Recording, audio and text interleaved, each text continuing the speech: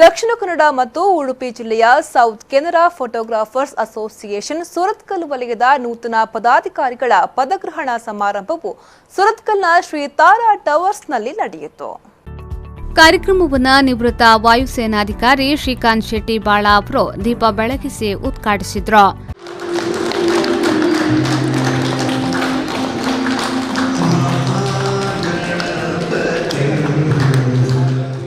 ಬಳಿಕ ಮಾತನಾಡಿದ ಅವರು, ಫೋಟೋಗ್ರಾಫರ್ಸ್ ವೃತ್ತಿಯನ್ನ ಎಷ್ಟು ಪ್ರೀತಿಸ್ತೀರೋ ಅಷ್ಟೇ ಉತ್ತಮ ಫೋಟೋಗ್ರಾಫರ್ಸ್ ನೀವಾಗಿರುತ್ತೀರಿ ಎಂದು ಹೇಳಿದ್ರು. ಅದು ಜೀವನದೊಂದಿಗಿನ ಒಂದು ಪ್ರೇಮ ಪ್ರಸಂಗ ಅಂತ.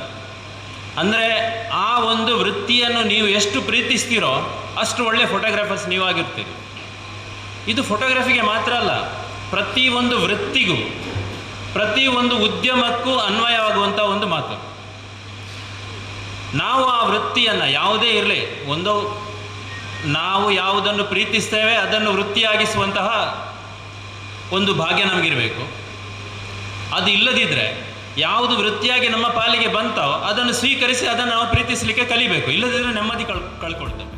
ಇದೇ ವೇಳೆ ನಿಕಟಪೂರ್ವ ಅಧ್ಯಕ್ಷರಾದ ಪದ್ಮನಾಭ ಕರ್ಕೇರ ಅವರು ಅಧ್ಯಕ್ಷರಾದ ಜಯಕರ್ ಸಾಲ್ಯನ್ ಅವರಿಗೆ ಅಧಿಕಾರ ಹಸ್ತಾಂತರ ಮಾಡಿದ್ರು.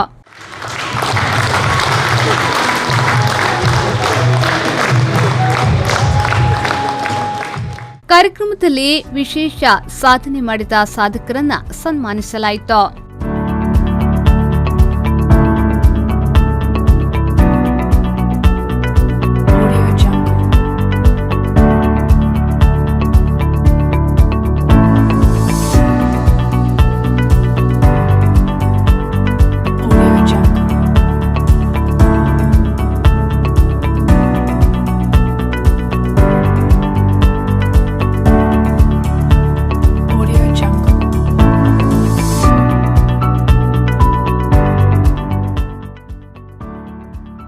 ಈ ಸಂದರ್ಭ ಕಾರ್ಯಕ್ರಮದ ಅಧ್ಯಕ್ಷತೆಯನ್ನ ದಕ್ಷಿಣ ಕನ್ನಡ ಮತ್ತು ಉಡುಪಿ ಜಿಲ್ಲೆಯ ಎಸ್ಕೆಪಿಯ ಅಧ್ಯಕ್ಷರಾದ ವಿಲ್ಸನ್ ಗೊನ್ಸಾಲಿಸ್ ಅವರು ವಹಿಸಿದ್ರು.